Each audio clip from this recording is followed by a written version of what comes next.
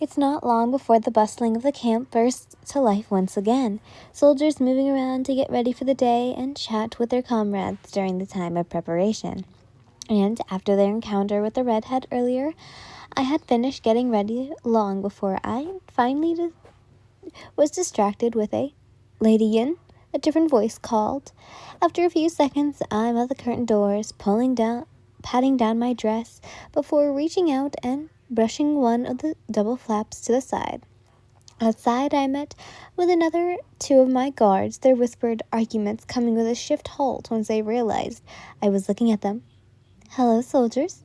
I greeted the two, keeping the formalities I had dropped with Kirishima when I speak with them. They turned away from each other, sending one final look of a glance in their comrade direction's way before the black-haired one spoke. Sero starts up. Hey, I'm here to escort you, Lady Yin." I paused when the blonde head instantly snaps to his partner's direction, a look of complete offense flashing over his features as a nod toward Sero. "All right, what will Denki be doing?" I wondered, inwardly questioning why the blonde had looked so disheartened and betrayed. "He will be packing up the tent and all of your belongings by himself, my lady." The dark-haired soldier smirks, emphasizing his words and sending a side-eye towards the glaring blonde. "All right." I blinked at the direction, pulling the attention of both of the soldiers back to me as I step out and pass my head in the direction of the woodline. It's not even a second before Sero follows me, now ignoring his comrade and leading me off into the forest with ease. The sun is at its brightest as it pokes through the leaves above, small flickers of its rays passing over my skin as we trot further in silence, that to the birds on the other wildlife gradually fill. "Lovely day, isn't it, soldier?" I started off, eyes traveling off along the trees in hopes I'd catch the sight of a deer or a venturing squirrel.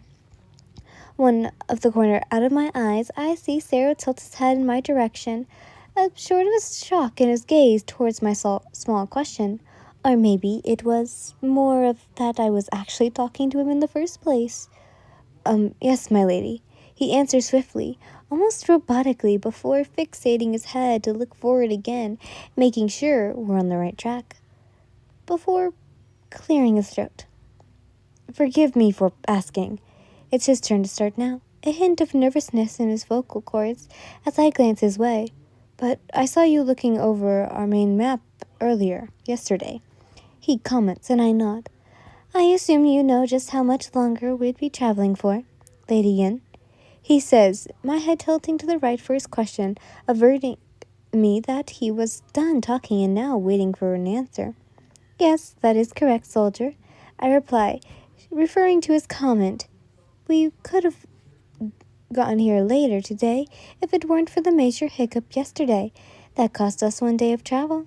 I explain briefly, and he nods, his brow slightly raised, a small hint of surprise in his expression once he hears my information.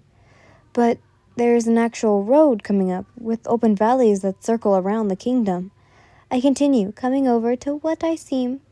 "So, if we hurry, I believe we should get some time tomorrow."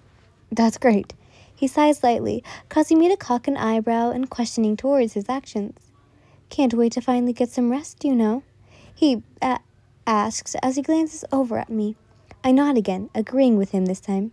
"Yes, you all have done your very best and must be excruciatingly tired," I stated, and returns a nod back to me.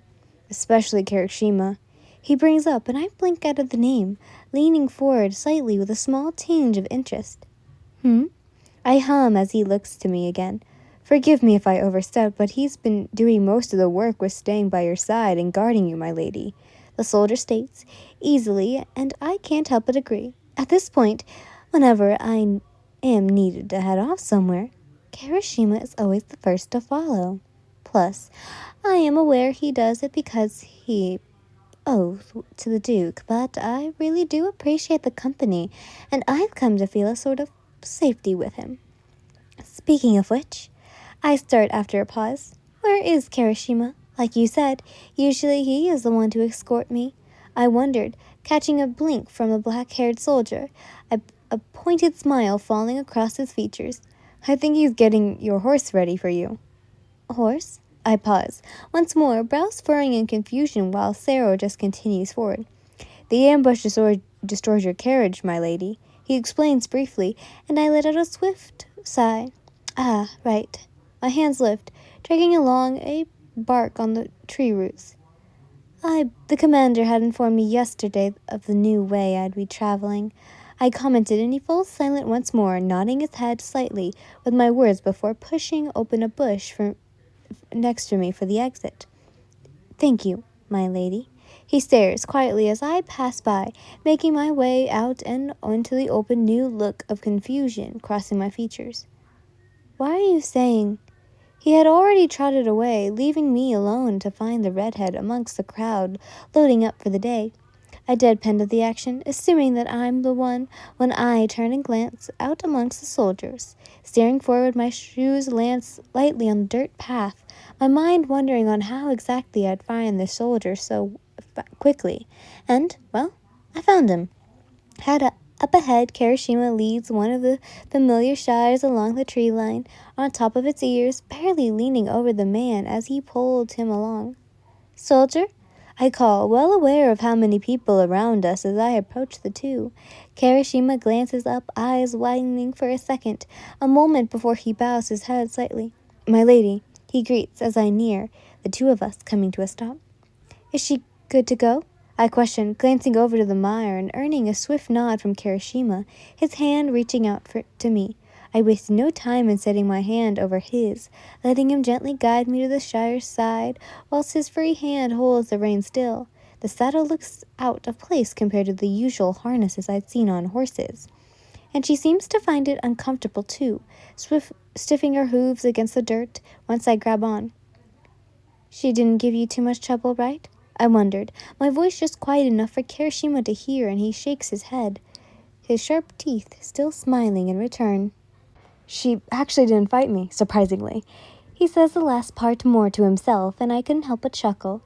That's good. I guess she's starting to warm up to you, I comment, and he proudly nods. Then a couple of soldiers pass by, including the commander, it seems, his familiar face calling out to me in a greeting before informing that he will be departing soon as he gets to the front, aka in a few minutes. Hope you don't have difficulty climbing up, my lady. The older man calls in a friendly manner, and I wave at him with my free hand that now occupied with Kirishima's. Don't worry, my guard is helping me up, Commander. I laughed gently, earning a smile from the soldiers trailing the commander. Kirishima had stiffened, expression falling stoic and professional as the man passes, and I am thankful they haven't seen having a joyous conversation with him. And I know they haven't when they continued walking, and once they're out of earshot, Kirishima clears his throat, the tension in his shoulders relaxing slightly. Okay, you know how to get on, right? Kirishima questions, and after a nod, he lifts our joined hands to plant mine on top of the horn of the saddle, and that's when I realized how tall the animal truly was. My eyes trailing over Kirishima for another small amount before I lift and set my foot on the strap. The saddle suddenly leans with a new weight shifting against the horse's back and causing her to snort in discomfort. Then her back legs start shuffling to the side. I nearly fall forward with the mare's movements, Kirishima moving forward and quickly catching me before I could have any scrape on the palms of my hands. His free hand holds the rein still so she doesn't bolt while he lifts me back up to my feet.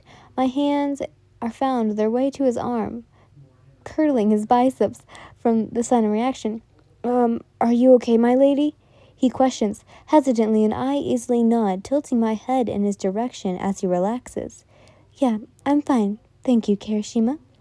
I quickly say, and his face flushes, his head quickly leaning over and around me in a sort of alert manner. You shouldn't have used my name. We're out here. Someone could hear you, my lady. He worriedly explains, and I roll my eyes as I let go of his arm. It's fine. Everyone's busy. I reassure as I approach the horse again and grab the sides of the saddle to try and hoist myself up once more. It's not long before we're on the road again, everyone moving at a steady pace as our horses trot along. The sun seems much brighter now that we've made it to the open valleys, where trees turned into long fields of grass that stretched far off. And in the distance, I can almost make it a faint shape of the castle walls up ahead. We're almost there. It looks so close. Kirishima beams from my side, my eyes casting downwards in front of me where the redhead's shoulder trots. A smile spread across my face at his excitement, nodding in agreement with his statement before catching and reaching down and pulling up one of the water pouches attached to the horse's saddle. Here, Kirishima, I call, leaning down a bit to my hand for the bottle. He glances up, eyes catching onto the object easily before he quickly shoots with his head. No, that water's supposed to be for you. You've been working all day and walking. Just take it, I commanded with worry, taunting my words.